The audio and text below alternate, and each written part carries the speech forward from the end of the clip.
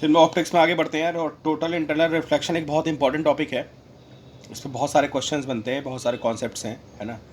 तो 3-4 important concepts हैं, उनको मैं छोटे छोटे वीडियोस बना के आपके साथ शेयर कर रहा हूँ। तो सबसे पहले इसमें आती है लाइट सोर्स प्रॉब्लम। ठीक है, आपको क्रिटिकल एंगल पता ही है कि sine C is equal to 1/n, where n is refractive index of denser medium with respect to rarer medium. ठीक है, ये आप सबको पता है कि डेंसर से रेयर में जाने पर रे का क्या होता है, TIR हो जाता है। जब आपका angle of incidence is more than, when angle of incidence is more than critical angle, तो रे उसी मीडियम में वापस आ जाती है डेंसर में, है ना। कुछ बड़ी इंटरेस्टिंग सी प्रॉब्लम्स बन जाती हैं इसमें, और इन्हीं प्रॉब्लम्स पे सारे क्वेश्चन बनते हैं जेईई नीट में। तो देखिए भाई, ये क्या है, ये वाटर का सरफेस है and there is a light source. ठीक है, तो यहां से लाइट निकलेगी, तो देखो कैसे निकलेगी लाइट। सपोज कि ये सोर्स है, तो यहाँ से एक रे ऐसे निकलेगी सीधे, एंड आई गेस ये जो है बिल्कुल सीधे निकल जाएगी विदाउट क्या, विदाउट रिफ्रैक्शन। फिर एक रे ऐसे जाएगी और यहाँ पे नॉर्मल बनाएंगे। ये अंदर का मीडियम वाटर है, ये सोर्स है light source, this is rare. तो ये क्या होगी, this will move away from the medium, away from the normal, ऐसे हट जाएगी। ठीक है, फिर एक रे और चलेगी और थोड़ा सा आगे जाएंगे, इसका एंगल, ये एंगल छोटा होगा, ये एंगल बड़ा होगा, ये और नॉर्मल हटेगी ऐसे। फिर हम और आगे चलते हैं और सपोज करो कि ये एंगल क्रिटिकल एंगल के बराबर हो गया, तो क्या होगा बताइए। अगर ये एंगल क्रिटिकल के बराबर हो गया तो ये राइट जो रे आपकी रे है बिल्कुल सीधे निकल जाएगी। और अगर ये रे इसके बाद जो रे जाएगी उसका क्या होगा, जो रे यहाँ पे जा रही है, या ऐसा ले लेते हैं, अगर ये एंगल आपका क्रिटिकल से बड़ा होगा तो फिर क्या होगा, फिर ये उसी मीडियम में वापस आ जाएगी, ये ऐसे रिफ्लेक्ट हो जाएगी, समझे दिस, ये यहाँ पे रिफ्लेक्शन होगा और ये रे उसी मीडियम में, ये ऐसे दिखा देता हूँ आपको, फ्रेम से बाहर हो रहा है। अगर आपका ये angle, this angle is more than critical angle, तो रे ऐसे वापस हो जाएगी। समझे, ये कहानी चारों तरफ होगी, ये सिमेट्रिकली चारों तरफ कहानी होगी। तो होगा क्या है अल्टीमेटली कि अगर ये लाइट सोर्स है ना, ये, तो इससे लाइट एक कोन टाइप का बनेगा, समझे, और सिर्फ उस कोन की लाइट बाहर आएगी। जहां पे ये एंगल क्या होगा, this angle will be critical angle and this angle will be critical angle. इसके बाद जो भी लाइट जाएगी वो मीडियम में, इसके बाद वाली सारी लाइट मीडियम में ऐसे ऐसे वापस आ जाएंगी, ये सीन बनेगा ऐसे, सारी रेज वापस आ जाएंगी। तो क्वेश्चन ये बनता है कि जिस कोन से लाइट निकल रही है, ऐसे गई, इतने कोन से निकलेगी।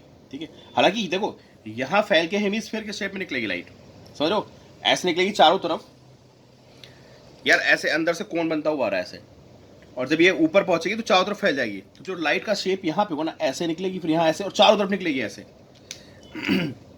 चारों तरफ ऐसे निकलेगी। जो लाइट का शेप होगा दैट विल बी हेमिस्फेरिकल। आप बात समझिए कि इनसाइड लाइट तो पूरे में जा रही है, ऐसे ऐसे सब जा रही है, लेकिन जो लाइट बाहर निकलेगी ना, वो सिर्फ इस रीजन की लाइट बाहर निकलेगी, और इसके बाद वाला रीजन, ये जो रीजन है, इसकी लाइट बाहर निकलेगी और बाहर सारी वापस आ जाएगी। और बाहर निकलने पे का लाइट का शेप कैसा होगा, जो लाइट यहाँ जा रही होगी वो बिल्कुल ऐसे निकलेगी, फिर जो लाइट यहाँ पे होगी वो ऐसे निकलेगी, जो यहाँ पे होगी वो ऐसे निकलेगी, और यहाँ पे होगी ऐसे निकलेगी। तो ऐसे ऐसे क्या होगा, चारों तरफ एक हेमिस्फीयर बन जाएगा। ठीक है, तो क्वेश्चन क्या बनता है कि find radius of the cone from which light is coming out of water surface. Radius of, NCERT में है, ठीक है, बहुत हाई फाई कॉन्सेप्ट नहीं है। Radius of the cone from which light is coming out of water surface, ये मैं निकालना है, और ये आपके बोर्ड में क्वेश्चन बनता है। ठीक है, तो देखो भाई क्या होगा, ये लाइट का सोर्स है, और अगर ये एंगल यहाँ पहुँचने के बाद, अगर ये एंगल सी के बराबर हो गया तो लिमिट आ गई, दिस इज लिमिट। और अगर ये एंगल सी के बराबर हो गया तो ये लाइट तो ऐसे जाएगी और आप समझ गए ना, इसके बाद वाली सारी लाइट इसी मीडियम में वापस आ जाएगी। ठीक है, अभी एनसीईआरटी का कॉन्सेप्ट है, शॉर्ट एग्जाम्पल है, उसमें दिया हुआ है this height is H, this height is H, ये एंगल सी है, ये भी सी होगा, and this is radius of the cone, है ना, ये चारों तरफ ऐसे बनेगा like this, this will be radius of the cone from which light is coming out of water surface. इसको मैं आर लिख लूँ तो R upon H is tan C, R is H tan C, r is h sin c upon cos c, r is h sin c upon under root 1 minus sin square c, sin c is 1 upon n, h into 1 upon n upon under root 1 minus 1 square by n, and this is h by under root n square minus 1। तो ये वो कोन की radius है जिससे light बाहर निकल रही है। डायरेक्ट फॉर्मूला याद रखना, सीधे क्वेश्चन बन जाता है इस पर। ठीक है, कि radius is equal to h upon under root n square minus 1। ठीक है, अब अगला क्वेश्चन ये बनता है कि कितनी लाइट बाहर निकल रही है अगर सोर्स से, मतलब सोर्स की अगर इंटेंसिटी, अगर सोर्स की पावर P है ना, तो आपसे पूछा जाता है कि कितनी पावर बाहर निकल रही है,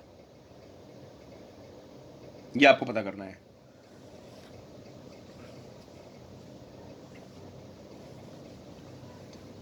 तो कैसे पता करेंगे बताइए?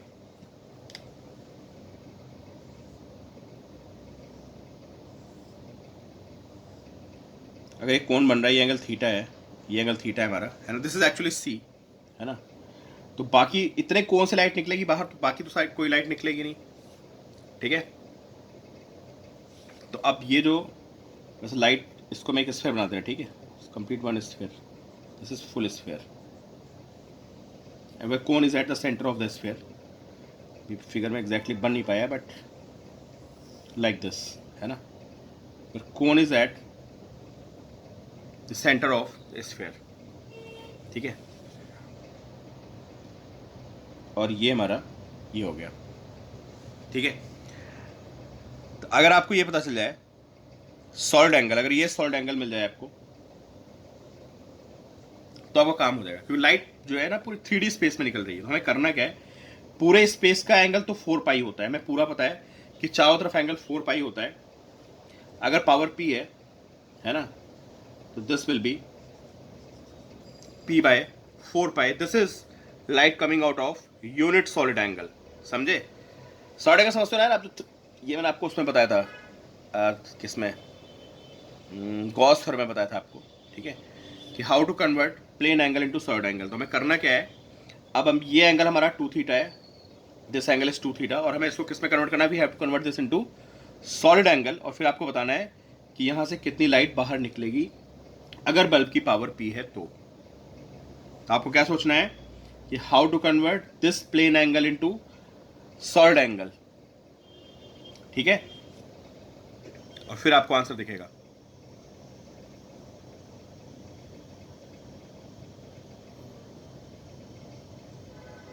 फॉर्मूला मैं लिख देता हूं। अगर ये कोण है, कोण का ये एंगल अगर थीटा है, ठीक है, तो जो आपका सॉलिड एंगल बनता है वो बनता है हाफ 1 माइनस कॉस थीटा।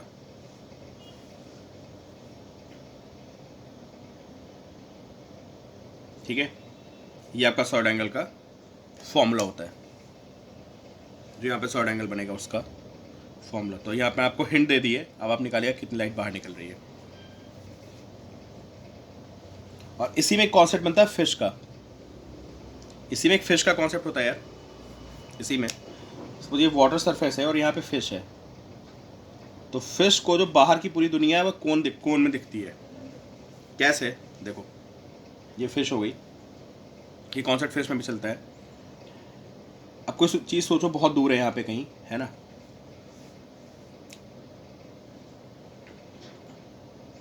जो रेस देखो, जो रेस बिल्कुल पैरेलल आ रही होंगी, है ना, जो रेस बिल्कुल सरफेस के पैरेलल होंगी, उनका क्या होगा सोचो आप। जो ऑब्जेक्ट बहुत दूर है, ये वाटर सरफेस है, फिश है, जो ऑब्जेक्ट बहुत दूर है, उनसे आने वाली रे जो है वो बिल्कुल अगर यहाँ पर हिट करेगी तो वो इसको 90 पे आने वाली है। जो रे 90 पे आएगी ना यहाँ से बिल्कुल पैरेलल, वो अंदर किस एंगल पे जाएगी? वो सी एंगल पे जाएगी।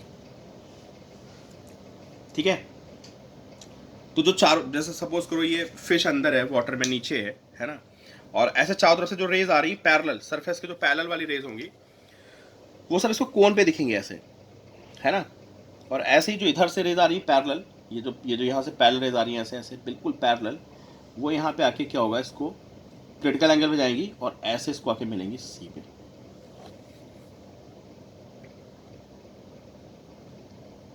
ठीक है, तो जो ये वाली चीज़ है यहाँ पे जो ऑब्जेक्ट होगा, सपोज करो ये कोई पेड़ है या कुछ, ये कोई बंदा खड़ा है, ये इसको जब रे ऐसे आएगी तो उसको लगेगा ये बंदा यहाँ पे है,